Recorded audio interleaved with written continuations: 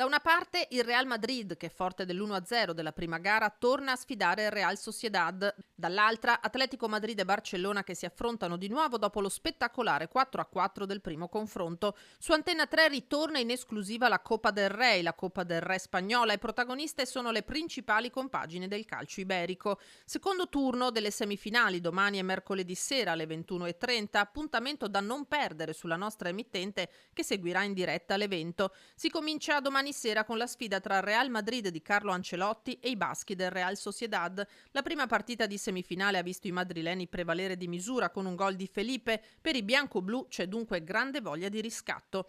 Dall'altra parte Atletico Madrid e Barcellona arrivano da una partita incredibile. I madrileni, sopra per 2-0 nei primi 6 minuti, si sono fatti rimontare e superare ancor prima di rientrare in spogliatoio per l'intervallo. Sul 4-2 per i catalani non si sono però persi d'animo e hanno ricambiato la beffa, agguantando il 4-4 con 2 reti tra l'84esimo e il recupero. Dopodomani sarà dunque di nuovo calcio spettacolo. Copa del Re da non perdere quindi su Antenna 3 in esclusiva domani sera dalle 21:30 con Real Madrid contro Real Sociedad e mercoledì sempre dalle 21:30 Atletico Madrid contro Barcellona.